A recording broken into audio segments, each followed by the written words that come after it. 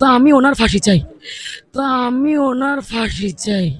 আমি এটুকুই বলতে চাই, এক বাক্যেই বলতে চাই, আমরা বাঙালি, কদিন বাদে আমাদের দুর্গাপুজো আসছে, আর আমরা আমাদের দুর্গাপুজো এটা মাথায় নিয়ে আমরা দুর্গাপুজো করতে চাই না, দুর্গাপুজোতে সামিল থাকতে চাই না যে আমাদের বাড়ির দুর্গারাই আজ সুরক্ষিত নয়, আমাদের বাড়ির দুর্গারাই আজ নিরাপদ নয়।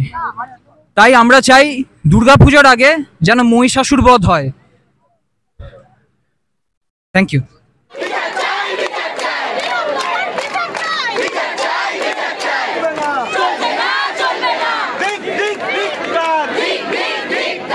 হ্যাঁ, আমি এটাই বলবো যে তিলোত্তমার যে বিচার চাই। আর তার সঙ্গে মমতা বন্দ্যোপাধ্যায় নিজে বলেছেন যে এআই ব্যবহার করে ভিডিওটা বানানো হয়েছে, আরজি করে যে ভাঙচুর করা হয়েছে। আর উনি নিজে যখন ভাষণ দিলেন উনি বলেছেন যে ধর্ষিতার ফাঁসি চাই, এটা উনি স্লিপ অফ দ্য টাং বলেছেন। কিন্তু মানুষের ব্যাক অফ দ্য মাইন্ডে যেটা মানুষ ভাবে, মানুষের মুখ দিয়ে সেটাই বেরিয়ে আসে।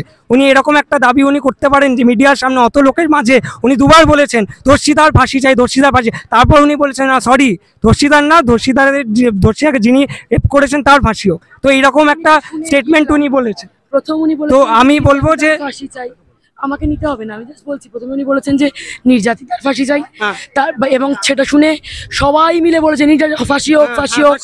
তারপরে আবার উনি বলেছেন যে এই সরি উইথড্র করছি। তারপরে উনি বলেছেন যে ধর্ষিতার ফাঁসি চাই, উইথড্র করে উনি ধর্ষিতার ফাঁসি চেয়েছেন। তারপরে অনেক কষ্ট করে ধর্ষিতার ফাঁসি হয়েছে। তো আমি ওনার ফাঁসি চাই। লক্ষ টাকা কেন, কয়েক কোটি টাকা, এই পুরো পৃথিবীর দামও একজন মানুষের জীবনের দাম হতে পারে না। মানুষ এখন বুঝে গেছে, উনি তো এই ভাতা যে সিস্টেমটা উনি করছেন এটা মানুষ বুঝে গেছে, লক্ষ্মীর ভান্ডার করা এগুলো মানুষ বুঝে গেছে যে পয়সা দিয়ে কিন্তু হয় না। এরকম লোকেদের পয়সা লালসা দিয়ে উনি ভোটটা নিচ্ছেন, বেশি দিন উনি পারবেন না। আজকে লোকে বুঝছে, আজকে লোকে নিচ্ছে, কালকে কিন্তু মানুষ পয়সা উল্টে ওনাকে দিয়ে বলবেন উনি পদত্যাগ করুন। এই পয়সা আমরা চাই না, এই পাপের টাকা আমরা চাই না। এইটা মানুষ যবে বুঝতে পারবে তিনি তবে গদি ছাড়তে বাধ্য হবেন।